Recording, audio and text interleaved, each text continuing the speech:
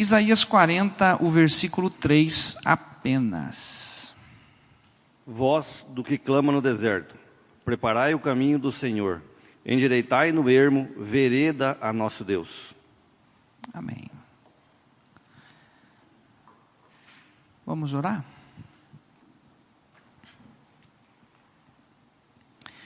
Senhor, nesse momento, é mais um momento, mais um momento em que nós reconhecemos que o Senhor é Deus,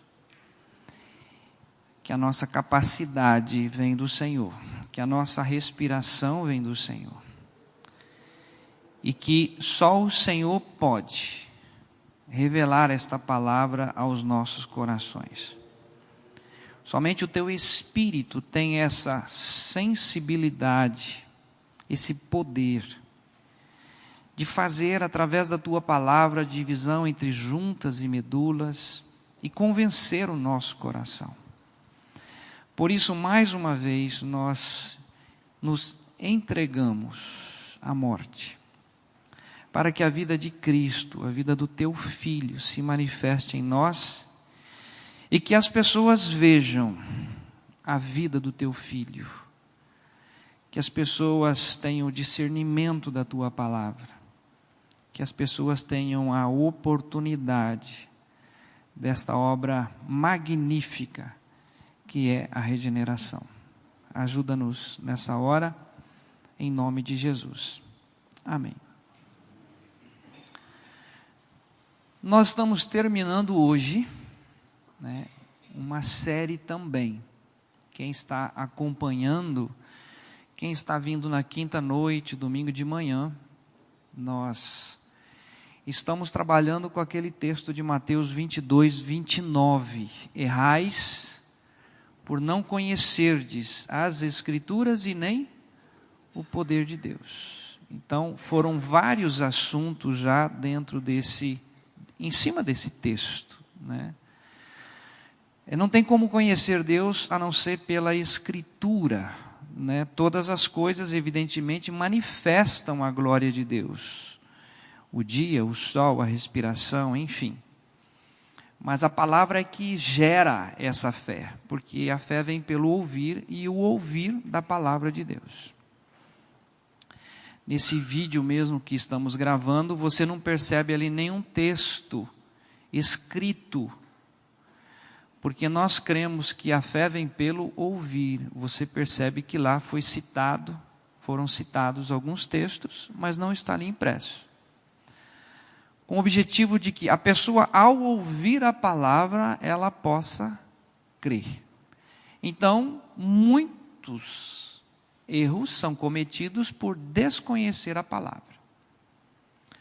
É impressionante quando o profeta Oséias fala a respeito disso, que Deus tem uma contenda contra os moradores da terra, que não há verdade. Então você facilmente é enganado por um líder religioso quando você não tem conhecimento da palavra. O líder religioso, ele usa de persuasão, ele usa de técnicas.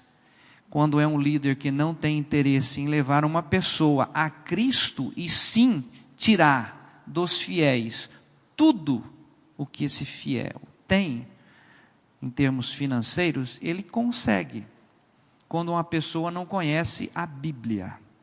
Então ele é facilmente enganado.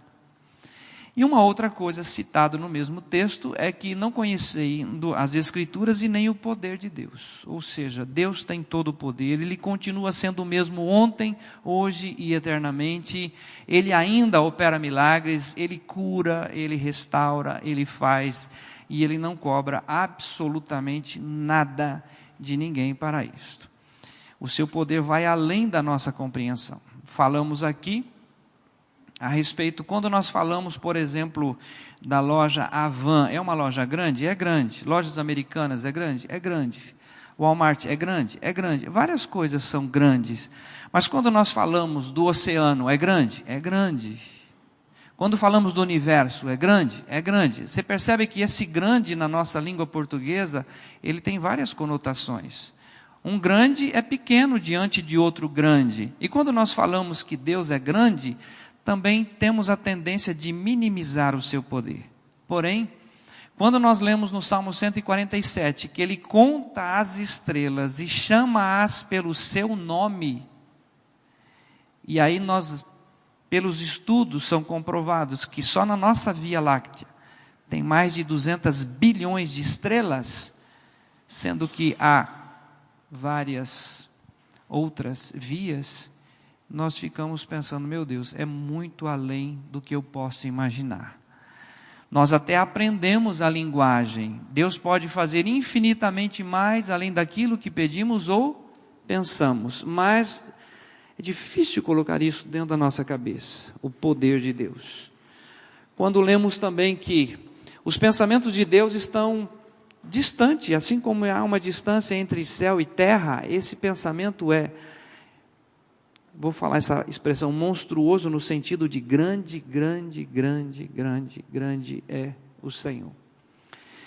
Então, trabalhando algumas verdades da palavra, hoje nós vamos trabalhar sobre um aspecto.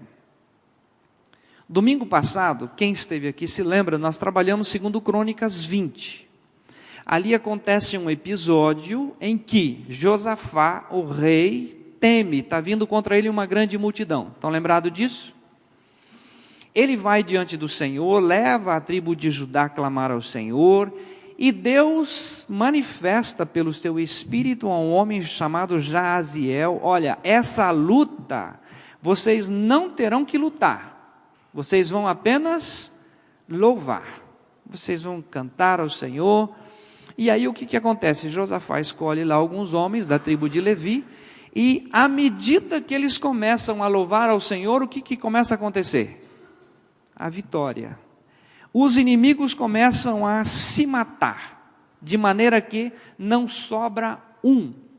E ainda Judá tem o privilégio de ir lá e tirar todo aquilo que restou daquelas tribos, os despojos foram levados por eles, e é interessante que eles levam 3 dias para levar tudo aquilo que eles conquistaram, que não foi uma tarefa deles, e sim, Deus operou milagre ali. Primeiro caso. Segundo caso, nós trabalhamos na quinta-feira à noite, que foi Samuel. O rei Davi volta de uma guerra com 600 homens. Quando eles chegam a Ziclag, que é a cidade dele, o que ele encontra? A cidade queimada. Todas as mulheres desses 600 homens foram levadas cativo, os filhos e as filhas, e a cidade inteira está a fogo, foi destruída. E agora estes 600 homens e Davi choram de tal forma que as forças se acabam de tanto chorar. Aí eles se revoltam contra o rei Davi e querem matar Davi. Davi então vai diante do Senhor e ora, e pede, o que faremos? Perseguiremos estes homens ou não perseguiremos? E a resposta do Senhor vem imediatamente, vocês irão atrás e vocês irão restaurar tudo aquilo que foi tirado de vocês. Então, eles saem na caminhada, 200 homens não conseguem ir adiante devido ao cansaço, diante da fome.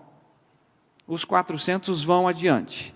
E ali sim, não é uma guerra que o Senhor lutou por eles, mas eles tiveram que lutar. Braçal, guerra mesmo. Matar os midianitas. E entre esses midianitas, 400 jovens fogem. Mas mesmo com essa fuga, o povo de Israel, esses 600 homens, recuperam as mulheres, as filhas, os filhos e tudo que foi tirado da cidade deles. E eles voltam então para a sua terra com tudo aquilo que era deles. E a vitória novamente acontece, de forma diferente. Uma, que nós vimos em Crônicas, eles não lutaram. No livro de Samuel, houve luta corporal. E agora, hoje de manhã, nós vamos ver uma outra realidade, que é uma realidade que normalmente nós não gostaríamos que fosse assim, mas também tem esse lado que nós precisamos ter consciência e a revelação clara da palavra. Uma vez que estamos em Cristo, nós estamos à disposição do Senhor. Ok? Agora sim, vamos repetir essa leitura de Isaías 40, verso 3. Voz do que clama no deserto, preparai o caminho do Senhor, endireitai no ermo, vereda a nosso Deus. Muito bem. De quem o profeta está se referindo aqui? João Batista. Então, assim como Isaías, ele vai profetizar sobre a vida do Senhor Jesus Cristo, a vinda dele, o sacrifício, a obra da cruz, também o mesmo profeta faz menção àquele que iria preparar o caminho do Senhor, que é João Batista. Depois nós vamos para Malaquias, capítulo 3, o verso 1 apenas. Malaquias 3, o verso 1.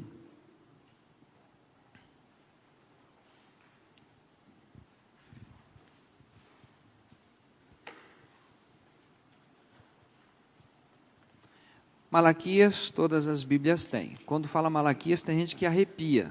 Pensem logo em Malaquias 3:10. Não é o 3:10, viu, gente? É o 3:1. É o último livro do Velho Testamento.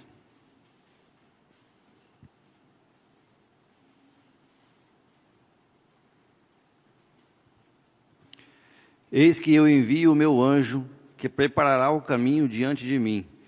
De repente virá a seu templo o Senhor, a quem vós buscais, o anjo do concerto, a quem vós desejais. Eis que vem, diz o Senhor dos Exércitos.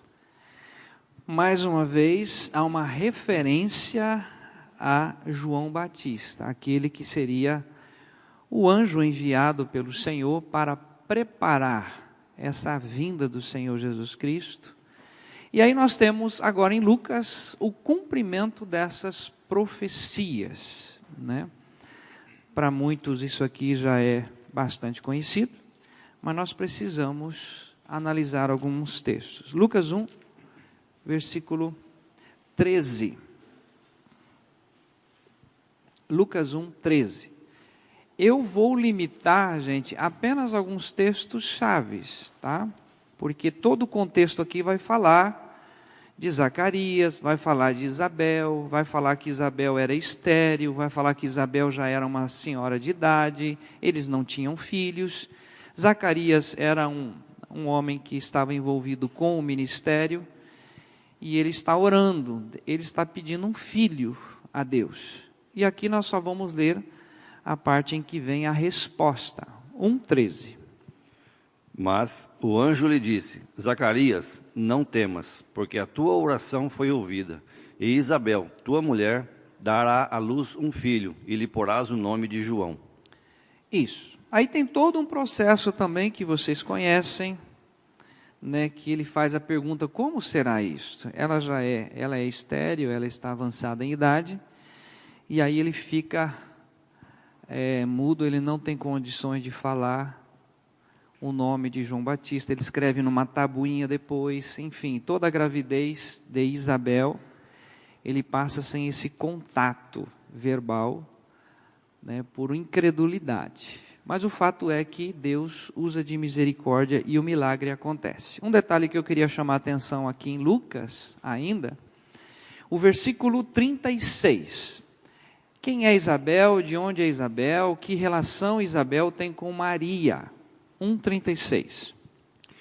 E eis que também Isabel, tua prima, concebeu um filho em sua velhice, e é este o 6º mês para aquela que era chamada estéril. Isso. Então, Isabel era prima, Maria era prima de Isabel. Ou seja, Jesus e João Batista eram primos de 2º grau.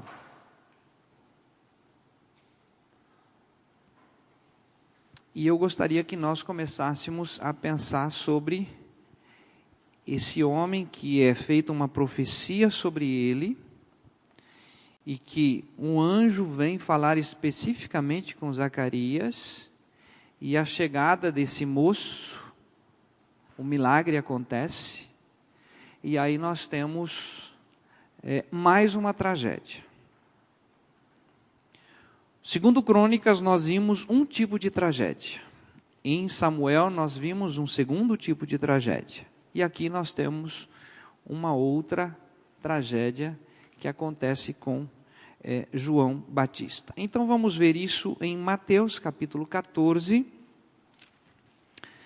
do 1 ao verso 12. É uma leitura mais longa, mas para nós conhecermos aqui esse contexto.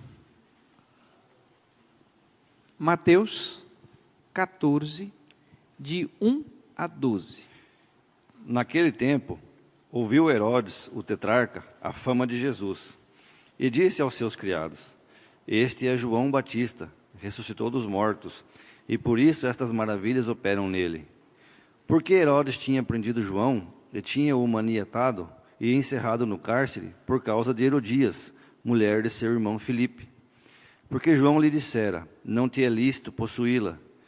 E querendo matá-lo, temia o povo, porque o tinham como profeta. Festejando-se, porém, o dia natalício de Herodes, dançou a filha de Herodias diante dele e agradou a Herodes, pelo que prometeu com juramento dar-lhe tudo o que pedisse. E ela, instruída previamente por sua mãe, disse: Dá-me aqui num prato a cabeça de João Batista. E o rei afligiu-se, mas por causa do juramento e dos que estavam à mesa com ele, ordenou que se lhe desse. E mandou degolar João no cárcere, e a sua cabeça foi trazida num prato e dada à jovem. E ela a levou à sua mãe. E chegaram os seus discípulos e levaram o corpo, e o sepultaram, e foram anunciá-lo a Jesus. Estamos fazendo uma leitura, sentado em alguns bancos, ar-condicionado ligado. Todos provavelmente tomaram banho, todos tomaram um bom café da manhã. Estamos fazendo leitura de um fato que aconteceu há tantos anos atrás e que não envolve diretamente a minha família hoje. É um fato. Agora, eu queria que nós tentássemos, pelo menos, entrar na realidade de uma mãe de certa idade que recebe uma notícia do seu marido: olha, o anjo chegou o dia de hoje para mim e disse que nós vamos ter um filho. E a gravidez acontece e todo o processo natural de uma mãe que está aqui nos ouvindo hoje, sabe, a expectativa, o mexer no ventre, o nascimento, um homem que fez uma diferença enorme, a cultura desse homem foi totalmente diferente, e ele está agora pregando, preparando o caminho à vinda do Senhor. Quando Jesus chega até ele, ele diz: Eis o Cordeiro de Deus que tira o pecado do mundo.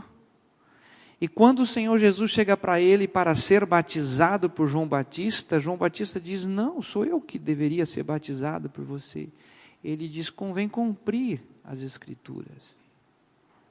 João Batista realiza o batismo do Senhor Jesus Cristo, vê de forma corpórea a manifestação do Espírito.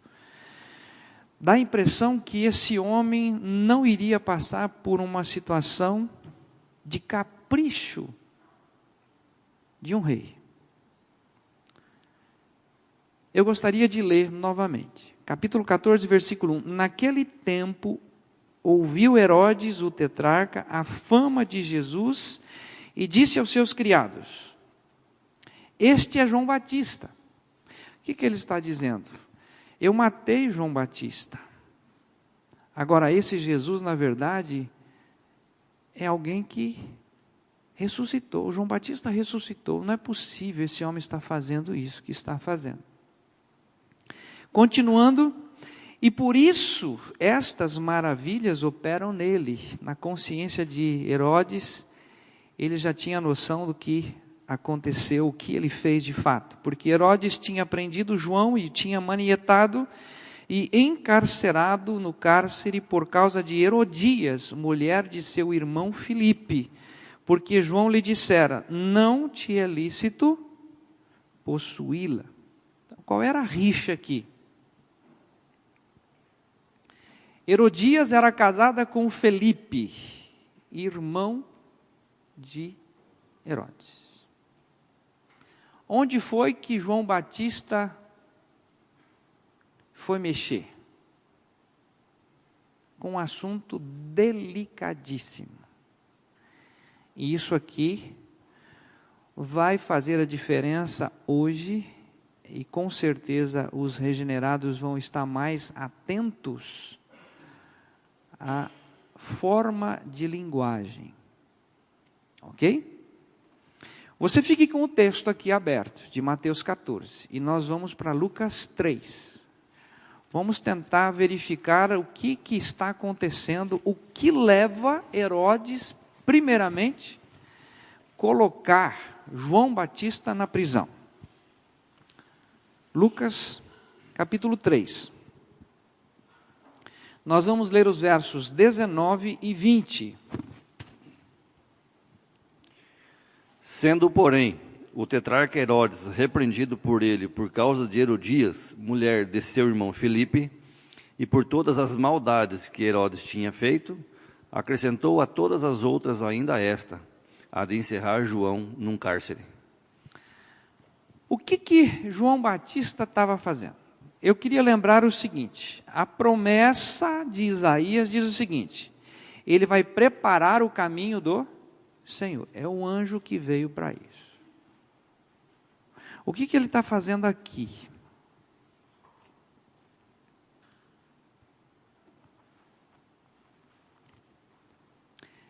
É para pensar mesmo. Você acha ou pensa que ele está agindo de uma forma correta?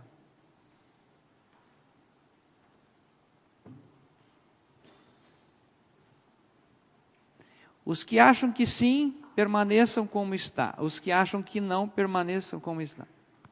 Para não gerar não gerar um certo desconforto, que às vezes a gente fica pensando: meu Deus, será que eu vou falar de uma forma correta ou não?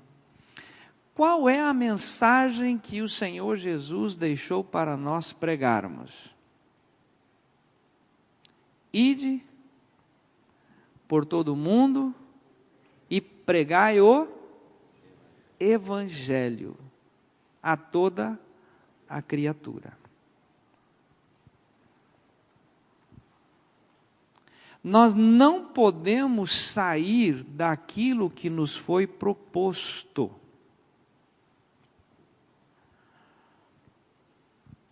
João capítulo 3, não precisam ir lá, vocês conhecem. João capítulo 3, o verso 18, ele diz: a condenação é esta,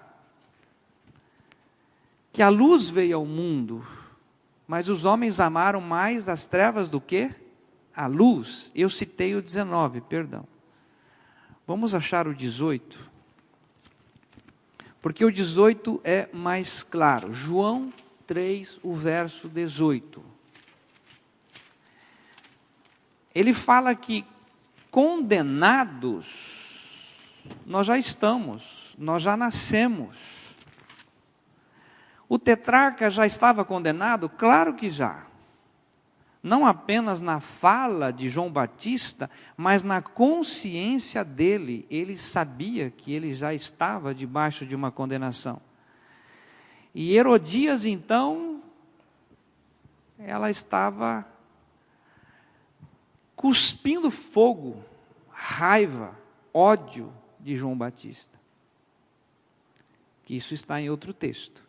Mas vamos ler agora João 3, o verso 18. Quem crê nele não é condenado, mas quem não crê já está condenado, porquanto não crê no nome do unigênito Filho de Deus. A condenação já está exposta desde que nós nascemos mortos em delitos e pecados. A consciência do erro já está aí. A pessoa erra, a pessoa comete determinados delitos, a consciência vem e acusa, porque isso já está impresso nele. E essa condenação já havia sobre Herodes. E além de ele ter tomado a esposa do irmão Felipe, tinha outras coisas que João Batista o estava acusando. E como Herodes tinha o poder, ele então o coloca na prisão. E João Batista está agora momentos delicados na prisão. Até um momento extremamente curioso que eu gostaria de despertar a igreja para pensar sobre isso. Lucas capítulo 7. Nós vamos voltar para Lucas 7.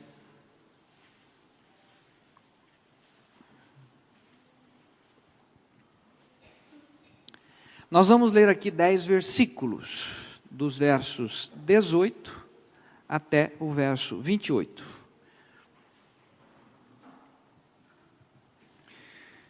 E os discípulos de João anunciaram-lhe todas estas coisas. E João, chamando 2 dos seus discípulos, enviou-os a Jesus, dizendo: És tu aquele que havia de vir, ou esperamos outro?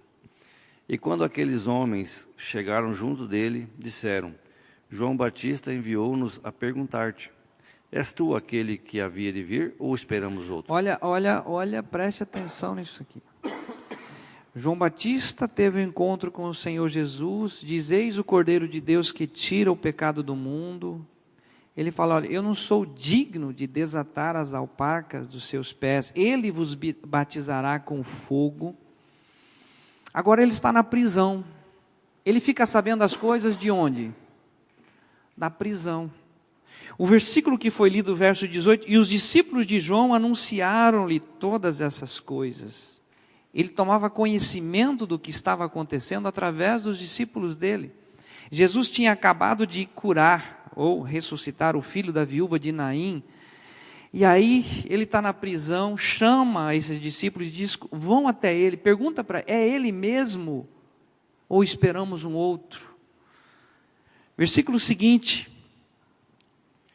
E, na mesma hora, curou muitos de enfermidades e males e espíritos maus, e deu vista a muitos cegos. Respondendo então Jesus, disse-lhes: Ide e anunciai a João o que tendes visto e ouvido. Os cegos veem, os coxos andam, os leprosos são purificados, os surdos ouvem, os mortos ressuscitam, e aos pobres anuncia-se o Evangelho. E bem-aventurado aquele e quem em mim se não escandalizar. E tendo-se retirado, os mensageiros de João, começou a dizer à multidão acerca de João: que saístes a ver no deserto? Uma cana abalada pelo vento? Mas que saístes a ver? Um homem trajado de vestes delicadas? Eis que os que andam com preciosos vestidos e em delícias estão nos passos reais. Mas que saístes a ver? Um profeta? Sim, vos digo, e muito mais do que profeta. Este é aquele de quem está escrito: eis que envio o meu anjo diante da tua face, o qual preparará diante de ti o teu caminho. E eu vos digo que entre os nascidos de mulheres não há maior profeta do que João Batista, mas o menor no reino de Deus é maior do que ele. Aí você pode ir para casa com um barulho enorme nesse versículo 28.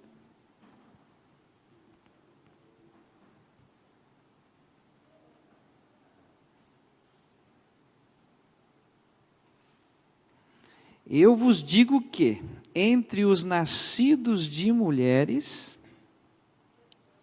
não há maior profeta do que João Batista. Mas,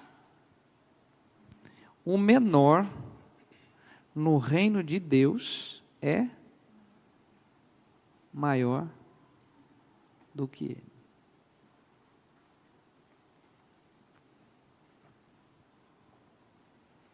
O que acontece? Por que Jesus não foi naquela prisão? Por que Jesus não resolveu esse assunto? Por que as coisas tinham que acontecer como aconteceu?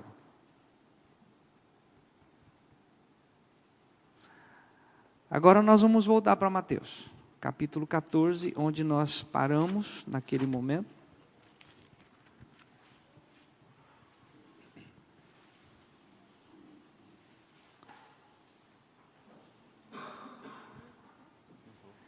Versículo 6: Festejando-se, porém, o dia natalício de Herodes, dançou a filha de Herodias diante dele e agradou a Herodes, pelo que prometeu com juramento dar-lhe tudo o que pedisse.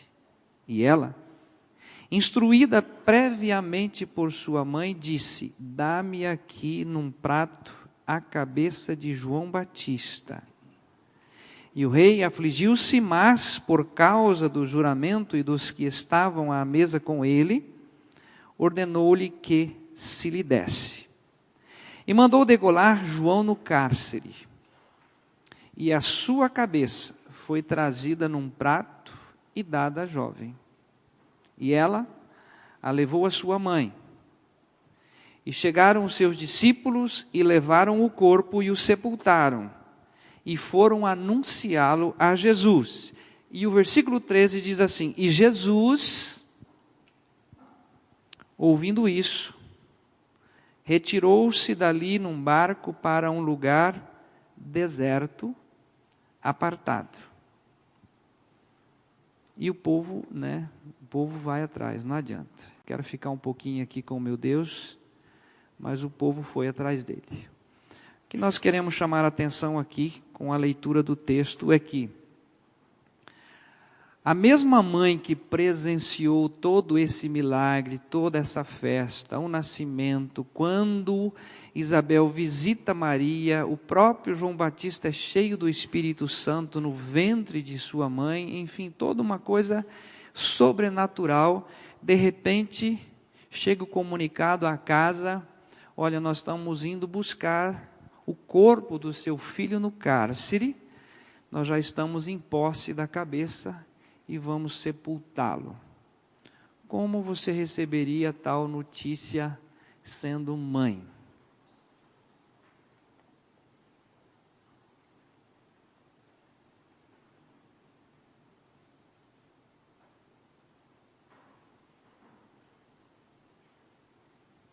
É ou não é uma tragédia? E agora? Onde é que está o teu Deus?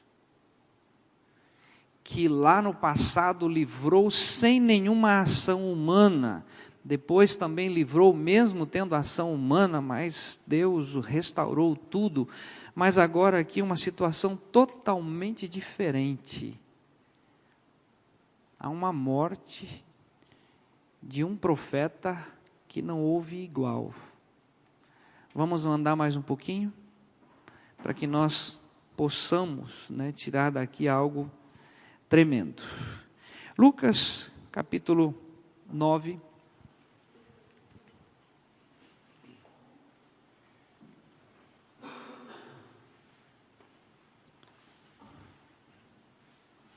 Evangelho de Lucas, capítulo 9, nós vamos ler os versos 7, 8 e 9.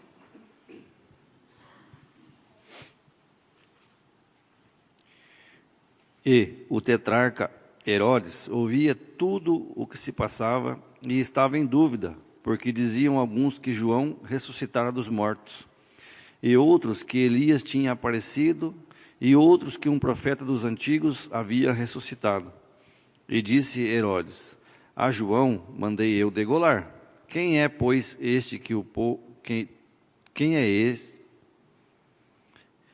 E disse Herodes: a João mandei eu degolar. Quem é, pois, este de quem ouço dizer tais coisas? E procurava vê-lo.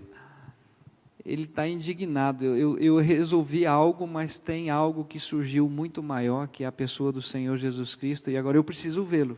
Para mim, é João Batista que ressuscitou, mas na verdade não é absolutamente nada disso. Muito bem, nós vamos agora para 2 Coríntios capítulo 1, versículo 6. Nós vamos verificar algo que aconteceu ali, que nós não temos... Eu não estou tentando explicar isto, mas estou tentando colocar diante da igreja aquilo que aconteceu. para que a igreja esteja atento aos mínimos detalhes. Você, a partir do momento que você é filho de Deus, precisa estar atento àquilo que o Senhor nos orienta a falar. Tem momento de estar calado, tem momento de falar. Tem momentos de prosseguir e tem momento de estar parado. Tem momentos de você guerrear e tem momentos que você não vai guerrear. Tem momentos que você, assim como o Senhor Jesus, disseram a ele: tu não falas nada, e ele continua quieto, mesmo tendo poder para desfazer tudo aquilo ali naquele exato momento. 2 Coríntios capítulo 1, nós vamos ler apenas o verso 6. Mas, se somos atribulados, é para a vossa consolação e salvação. Ou se somos consolados, para a vossa consolação é, a qual se opera, suportando com paciência as mesmas aflições que nós também padecemos. Aqui apenas para nós trazermos um pensamento a respeito do que aconteceu ali. Quem foi que pôde abraçar Isabel nessa hora, pegá-la no colo, consolá-la?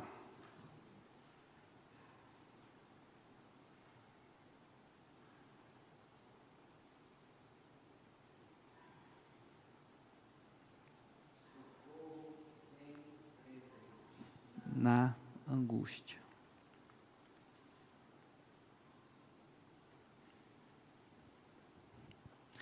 Sabe aqueles momentos que a pessoa diz assim: por que aconteceu isso? Mas eu não sou filho de Deus? Não é fato de que eu morri juntamente com Cristo, Cristo é a minha vida. Por quê? E nesses porquês aí as pessoas acabam entrando em dúvidas, incertezas.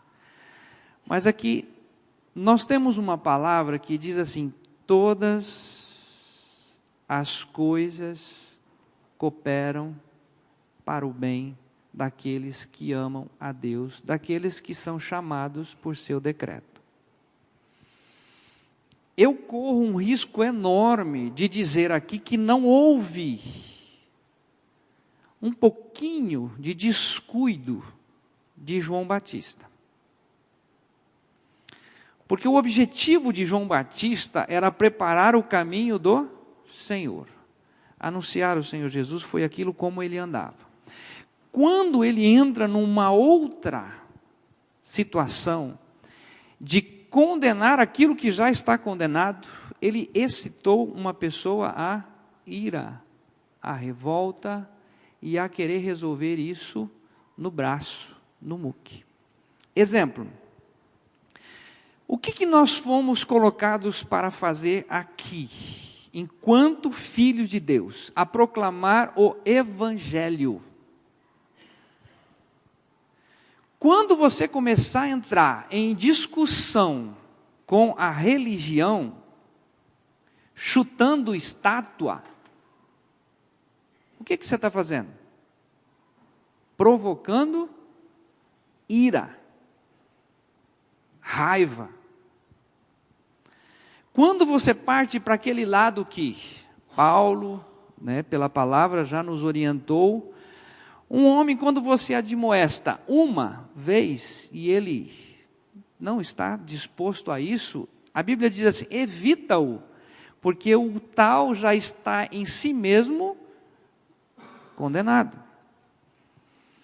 Qual é a missão que nós recebemos? É de ide por todo mundo e pregai o Evangelho a toda a criatura. Eu não estou lá para condenar se é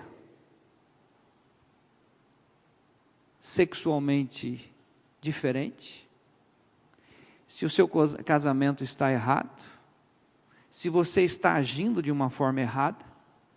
Eu estou para pregar o Evangelho. Eu já falei aqui do Duarte. Eu ia pescar com ele em Foz do Iguaçu, no barco. Ele tomava cerveja e a latinha ele jogava no rio. Aquilo chegava a coçar as entranhas. E falar assim, escuta, você não está cansado de ouvir nas mídias sociais que você está contribuindo para prejudicar o planeta? Abria outra latinha e jogava no rio. Aí, quando Deus operou na vida do Duarte o Evangelho, eu fui pescar com ele várias vezes e nunca mais ele jogou uma latinha de cerveja no rio. Porque o Espírito Santo fala com a pessoa. Agora, já fiz algo também diferente. Estava indo para São José do Rio Preto, eu e o pastor Júlio Lukarevski. Numa certa altura da rodovia, ele tomou uma latinha de Coca-Cola, abriu a janela do carro e jogou na rodovia. Eu continuei mais ou menos uns 500 metros, diminuí a velocidade, fiz a curva, voltei, peguei a latinha, coloquei no lixeiro dentro do carro, não falei nada. Ele também não falou nada, só olhou com a cara assim de reprovação. Chegamos no próximo posto, coloquei a latinha no lixeiro e seguimos viagem. Ele nunca comentou isso comigo, mas depois eu vi em algumas mensagens que ele abordou o assunto, né? Tem coisas que você vai só despertar a raiva, a ira no cidadão. Ele já está debaixo de uma condenação. Ele já está condenado. O adultério já está ali, já está impregnado. O que nós devemos trazer à pessoa é que, mesmo você sendo assim, desse jeito, quero apresentar para você uma pessoa que te ama profundamente, e que lá na cruz, antes mesmo de você ter discernimento do bem e do mal, antes mesmo de você ter essa concepção de que o que é certo, o que é errado, lá na cruz do Calvário, Jesus, ao ser levantado da terra, ele nos atraiu, e ao morrer naquela cruz, ele derramou a última gota de sangue, sabe para quê? Para te libertar de todo o pecado, te fazer uma nova criatura na ressurreição, te possibilitar uma nova vida, a vida dele vivendo dentro de você. Quanto à natureza dele, quanto o que ele está fazendo, quanto a se ele descasou, casou de novo, já é o terceiro casamento, já é o quinto casamento. Quando Jesus senta do lado daquela mulher que já estava lá nos demais casamentos, ele diz, eu vim te trazer água, mas não uma água que você vai ter sede de novo, é uma água que nunca mais você terá sede. Quando ele encontra com aquela mulher que foi apanhada em pleno adultério, ele olha para ela e diz, vai, eu também te perdoo, não peques mais. Com estes textos eu queria apresentar para você o seguinte, você corre um sério risco sim, mesmo sendo uma nova criatura, e você partir para um lado que Deus não chamou você para fazer isto, Deus chamou você e nos chamou para pregar as boas novas do Evangelho. Condenado, a pessoa já está. O peso do pecado já está impresso. O preço da bebida, o preço daquele vício que ele tem já está impregnado ali. Ele está gritando, eu quero sair disso. Como é que eu saio disto? Você vai dizer, eu conheço alguém que me livrou. Eu conheço alguém que pode te livrar. Eu conheço alguém que quando uma mulher estava com fluxo de sangue e o procurou, ele curou. Quando alguém estava com lepra, procurou e ele curou. Quando alguém estava totalmente morto, que cheirava mal, ele entrou com a sua graça e com a sua misericórdia e o ressuscitou. E você, nessa condição que você está, ele pode restaurar você completamente. Mas você acha que tem jeito para mim? Tem jeito sim, porque o Deus que nós conhecemos, ele pode fazer infinitamente mais, além daquilo que pedimos ou pensamos. Tem jeito para a depressão? Tem. Tem cura para o vício? Tem. Tem libertação do pecado? Tem. Onde que eu encontro isso? Em Jesus Cristo. É Ele. Tão somente Ele. E é algo tão fantástico, maravilhoso, que quando Ele é levantado da terra, Ele nos atrai. Quando Ele vai à cruz do Calvário e morre, juntamente com Ele, Ele nos leva a esta experiência, sabendo isto, que o nosso velho homem foi com Ele crucificado, para que o corpo do pecado seja desfeito. E ao terceiro dia, ao ressuscitar, Ele nos ressuscita e nos faz assentar nos lugares celestiais em Cristo Jesus. Eu aprendo com a pessoa de João Batista ser mais prudente. Eu aprendo com a pessoa do Senhor Jesus Cristo. Eu estou vendo que foi apanhado em adultério, mas eu não estou olhando para o seu adultério. Eu não estou aqui para condenar o seu adultério. Eu não estou aqui para condenar a sua prática, se você já teve 2, 3 ou 5 maridos. Eu estou aqui para dizer que eu tenho água que mata a sua sede. Eu estou aqui para dizer que existe perdão para a sua vida. Eu estou aqui para dizer que nós nascemos em pecado, mas se o Filho vos libertar, verdadeiramente sereis livres. Isso é algo sobrenatural. Quando nós lemos esse texto de 1 Coríntios, capítulo 1, versículo 6, eu queria terminar com isto. Maria pôde consolar Isabel quando fez o sepultamento de João Batista.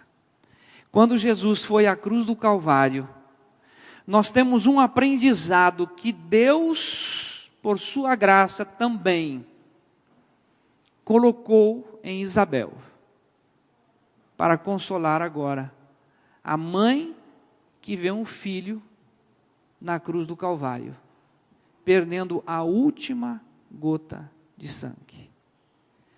Quando nós percebemos na palavra que todas as coisas cooperam para o bem, mesmo que houve um erro, mesmo que houve uma deficiência, mesmo que houve um não prestar muito atenção, tudo Deus converte em bênção, em solução com os filhos, porque Ele ama, porque Ele cuida e porque Ele opera maravilhas, mesmo no nosso tempo. Eu queria lembrar a igreja que existe um trauma sim, mas ali, em Crônicas, eu não precisei lutar. Deus deu vitória. Com Davi, eles tiveram que lutar. Deus deu vitória. Aqui, uma tragédia. Não pôde evitar a tragédia. Ele morreu de fato. Mas mesmo nessa situação, Deus estava no controle, Deus pôde consolar, assim como Deus pode e vai consolar você, seja na vitória, ou seja numa situação extremamente difícil, que você não sabe como lidar. O Espírito Santo haverá de chegar até você, assim como Paulo foi usado, assim como Maria depois pôde usufruir disto, nós também podemos consolar os nossos irmãos pelas mesmas aflições com as quais nós passamos. É bem verdade que no momento em que você passa, você não sabe por que passa. Toda pessoa que eu ouço a primeira crise de labirintite, eu gosto de visitar, porque eu tive labirintite e eu sei o que é isto. Quando alguém perder um filho, você pode correr para o irmão Renato, que ele vai saber o que é isso, o que é essa dor. O abraço dele vai ser algo consolador. Quando você passar um momento difícil, você sempre vai ter um irmão que passou por uma situação e que vai poder também consolar você. Então, queridos, eu queria terminar aqui reforçando um texto da palavra que diz assim, vocês conhecem, tá? Está em 1 Tessalonicenses, todas as coisas, elas cooperam para o bem daqueles que amam a Deus, daqueles que são chamados por seu decreto. Esse texto não está em 1 Tessalonicenses, está em Romanos capítulo 8. Em Tessalonicenses está, em tudo dai graças, porque esta é a vontade de Deus. Nós precisamos aprender com a palavra exatamente a que viemos, o propósito que Deus tem na nossa vida, para que a gente não possa ser instrumentos de provocação, mas instrumentos de levar as boas novas de salvação àqueles que necessitam. Ok?